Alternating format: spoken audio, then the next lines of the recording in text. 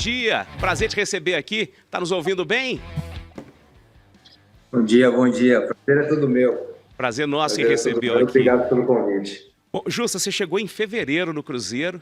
Fala um pouquinho dessa chegada ao clube aqui, como é que está sendo a receptividade dos mineiros, como é que é jogar aqui, como é que é ter o Ronaldo como patrão, meu amigo?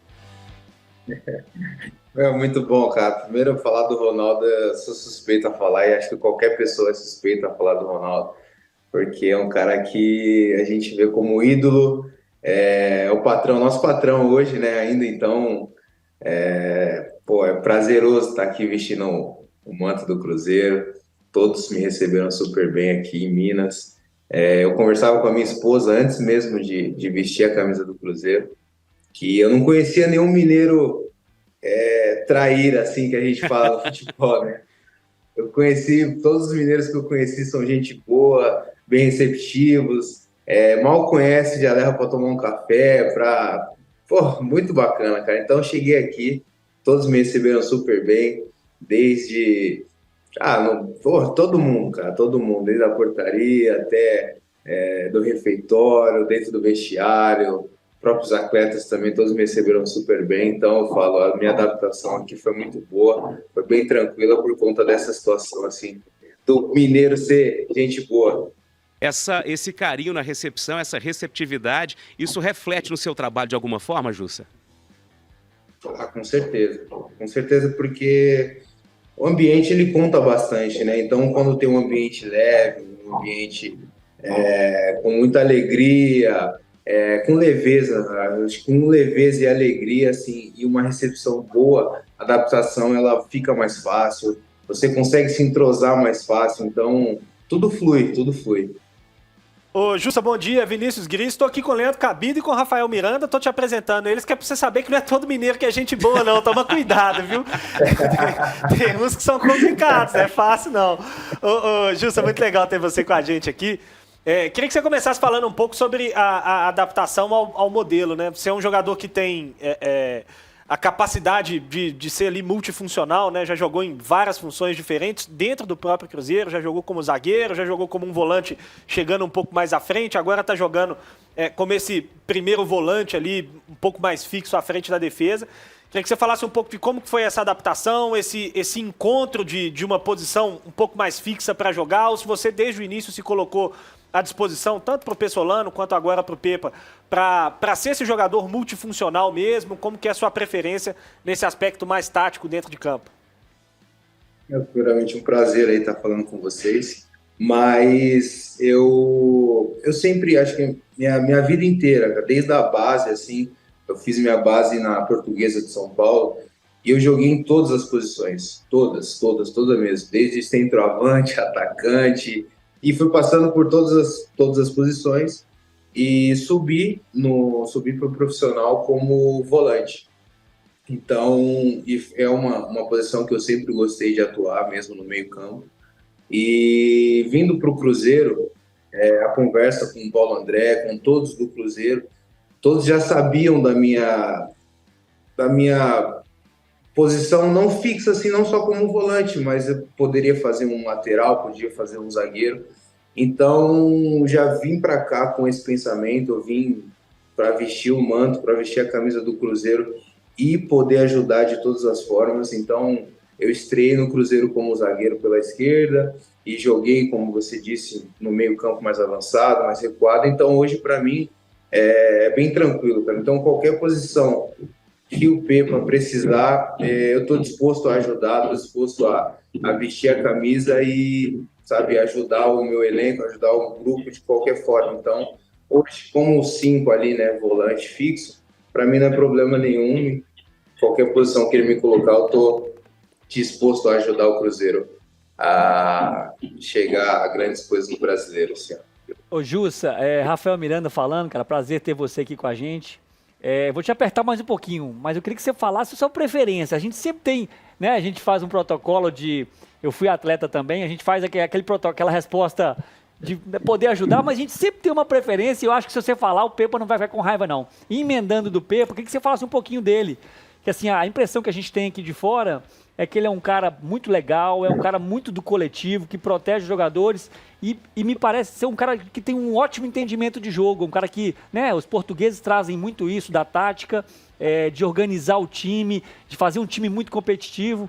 Então eu queria que se você pudesse aí, né, sair um pouquinho de cima do muro, eu acho que não tem problema, e falar um pouquinho do Pepa, que a gente tem boa, né, a gente enxerga o Pepa como um ótimo treinador. Eu queria que você desse a sua opinião. Não, é prazer, Rafael. Eu já soube da sua história, que você jogou bastante tempo no Galo e tal. Prazer estar falando com você. E não é nem em cima do muro, não. Qualquer posição que eu jogar, eu sei muito bem me atuar me posicionar dentro de campo, mas eu sou volante, cara. Eu sou volante, então como primeiro, como segundo, a minha posição fixa é volante. Não tem problema em falar, Boa, eu boa. sei que o Pepa Boa. não tem problema com isso, mas eu sou volante mesmo, de ofício. E, cara, falar do Mister é fácil, cara, porque ele chegou não é comparando trabalho, não estou aqui para comparar trabalho, porque eu respeito muito o trabalho de cada um, como atleta, como profissional, treinador, independente. O Mister, ele chegou, cara, ele trouxe uma leveza, assim, pro grupo, sem falar nada, sabe? O próprio trabalho dele nos trouxe leveza, então hoje a gente consegue olhar no olho, chegar na sala dele e falar: Mister, tô precisando disso, tô precisando de alguma coisa ali, aconteceu alguma coisa em casa e tal. Não que com outros treinadores a gente não tenha isso, mas eu falo com o Pepa, ele é muito o ser humano, cara, ele coloca o ser humano à frente do profissional, e isso fica mais fácil da gente trocar uma ideia, conversar, falar sobre, além do futebol, falar do ser humano. Minha mãe tá passando por isso, alguma coisa está acontecendo em casa e tal, não sei o quê. Então, além do futebol, cara, o ser humano, ele coloca o ser humano à frente do profissional, então fica mais fácil essa relação. Aí chega no campo também, a gente corre um pelo outro, a gente se doa mesmo pelo trabalho, porque no dia a dia o trabalho é muito bem feito e bem competitivo entre nós também, assim, sabe? Então, é bacana de trabalhar, de estar nesse ambiente, porque a gente quer cada vez mais evoluir, e isso já vem dele.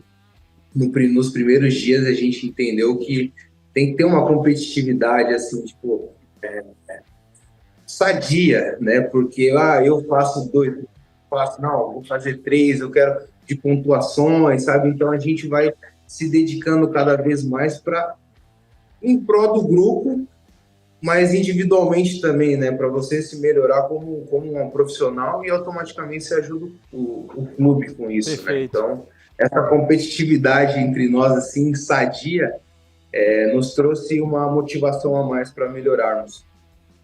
Jussa, aqui é Leandro Cabido. Eu é que faço as transmissões do Cruzeiro, junto com o Adroaldo e também com o Guilherme. Eu sou comentarista da transmissão.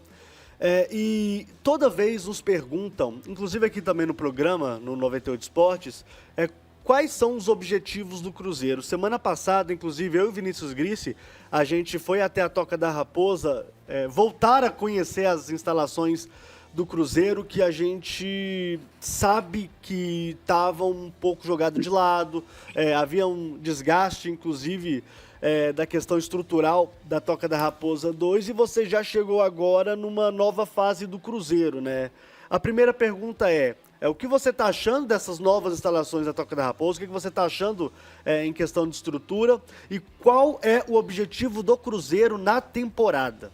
E eu estou sendo muito claro aqui, porque muita gente acha que o time vai brigar para não cair, e muita gente acha que a equipe vai disputar, por exemplo, sendo muito otimista, uma vaga nas competições internacionais. Quais são os objetivos para você? Primeiro, falar das instalações aqui do clube. Não falta nada, cara. Não falta nada. A alimentação é das melhores. Onde nós dormimos, o dormitório também. É como se fosse um hotel, cara. A gente aqui é como se fosse um hotel. A gente se sente num hotel, assim. A gente vai jogar fora, a gente fica no hotel. Mas aqui é como se fosse um hotel. A melhor qualidade da comida, de dormir. É o nosso ambiente, né, aqui. Então, pra gente é mais confortável estar aqui dentro da Toca, porque o nosso dia a dia tá aqui e tudo mais, a gente se sente em casa, e não tudo impecável, cara. Então, não falta nada aqui, nós estamos muito contentes com tudo isso que vem acontecendo com o Cruzeiro.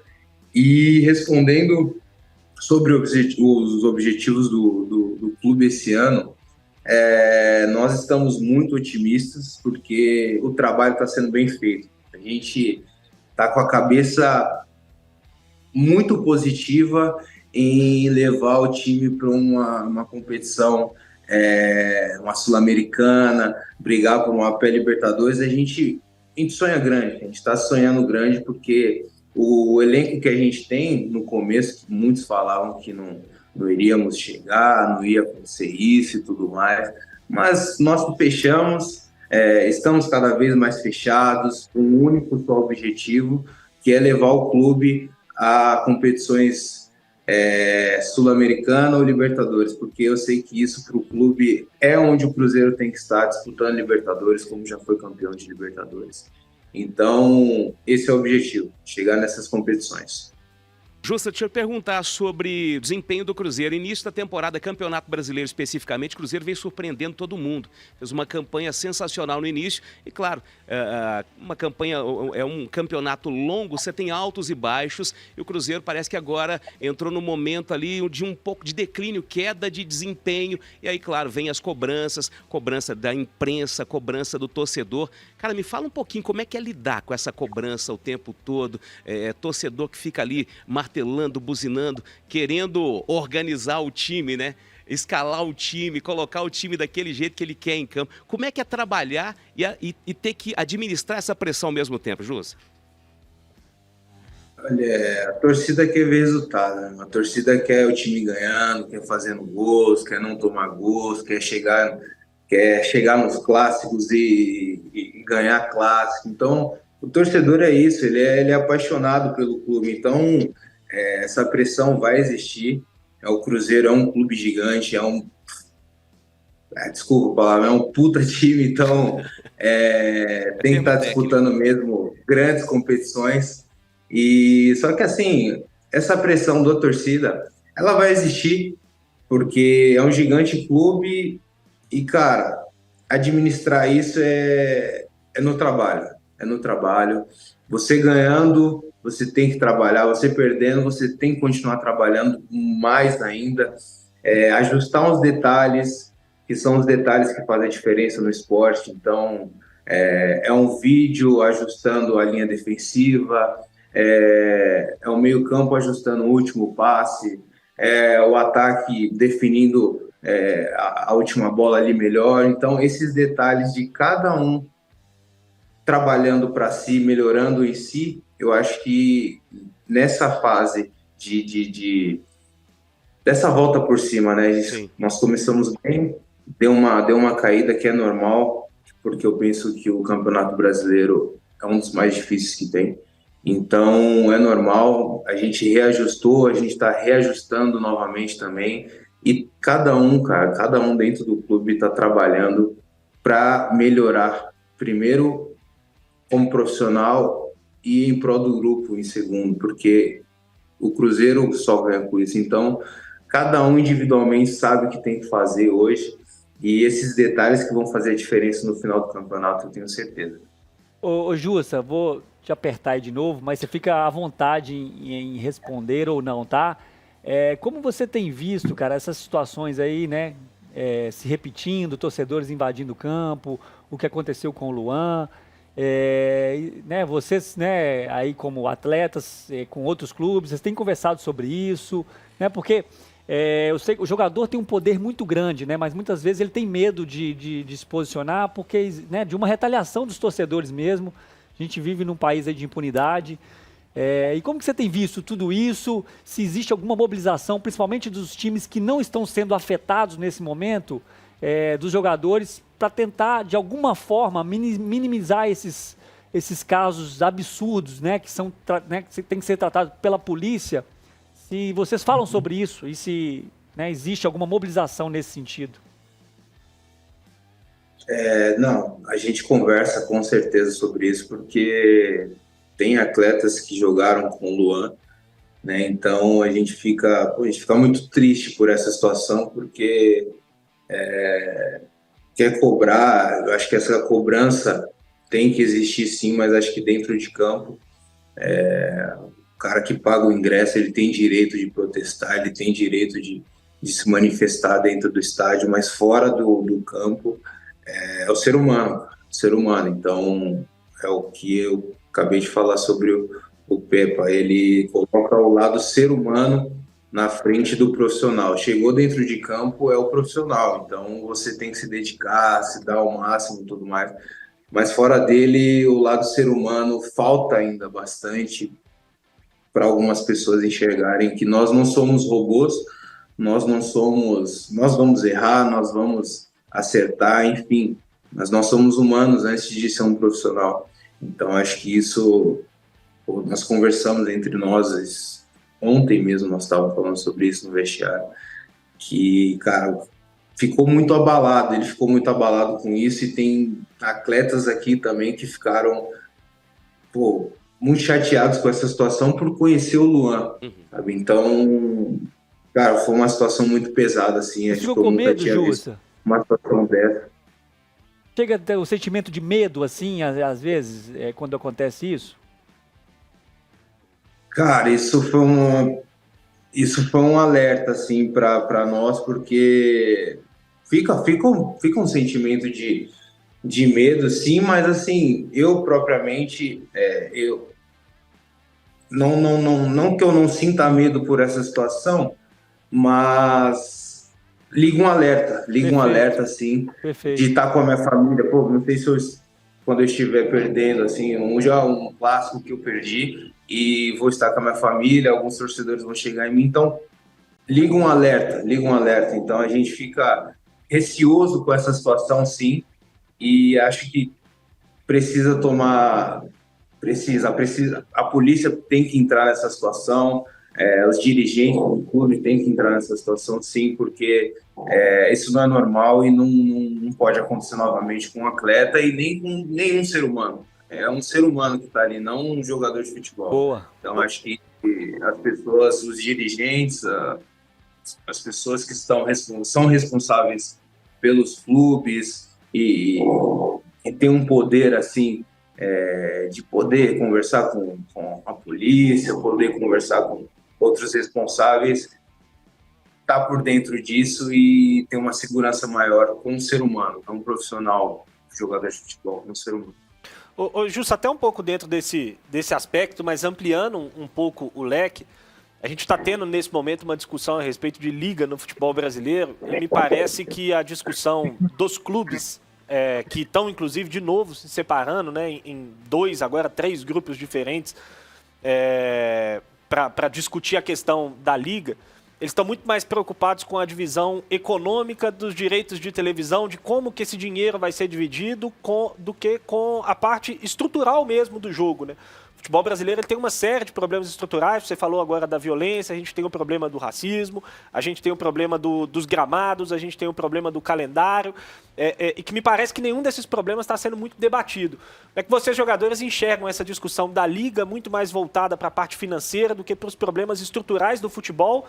E como que vocês enxergam a força dos jogadores para que vocês possam, em algum momento, participar também desses debates e ajudar a de alguma maneira, a melhorar essa questão da estrutura do futebol brasileiro como um todo?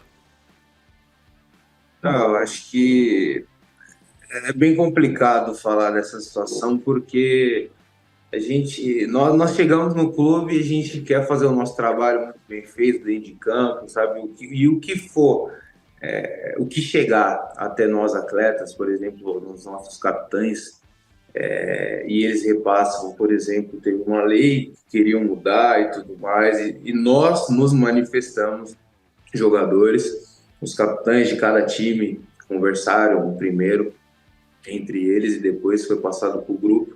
Então, o que chega para nós jogadores, nós conversamos entre nós e é repassado para a diretoria. Mas o que não é passado para nós infelizmente não temos um poder assim de se manifestar em certas situações, e isso é uma dessas situações. A gente não consegue.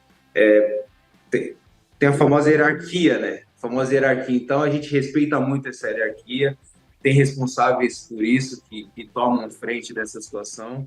Nós aqui estamos aqui para fazer nosso trabalho dentro de campo, e o que chegar até nós vamos sim discutir e passar a nossa visão. E aqui no Cruzeiro é muito bacana essa situação. A diretoria está sempre nos passando o que está sendo feito, onde nós vamos jogar, qual vai ser a viagem. Então, isso é muito bacana, esse feedback assim, da diretoria com os jogadores. Isso eu não tinha passado em nenhum clube. Aqui no Cruzeiro está sendo muito diferente. Então, tudo que acontece e que chega no Cruzeiro, todos os atletas ficam sabendo. E esse feedback vai sendo passado para os jogadores e diretoria, que é muito bacana. Mas essa situação entre si, dessa situação da Liga, ainda não chegou até nós, né? Então, nós não podemos falar assim especificamente.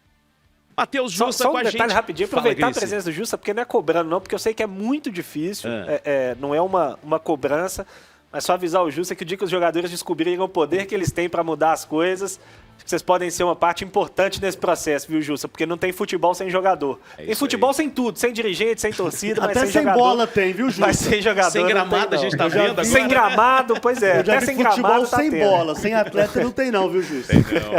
Ô, Jussa, obrigado, cara, por esse tempinho pra você bater um papo com a gente aqui no 98 Esportes. Sei que você tá na correria, vai pro trabalho agora, vai pro treino. Bom trabalho pra você, um bom campeonato. O Jussa escrevendo uma nova página da carreira profissional dele aqui em Minas Gerais. Muito bem recebido. Ô, Jussa, brigadão, viu? Uma simpatia você. Pô, cara, eu que agradeço o convite e sempre que possível aí queria bater mais papo aí com vocês, que foi bacana. Bora. Obrigadão, viu, gente? Valeu, meu Valeu, irmão. Jussa.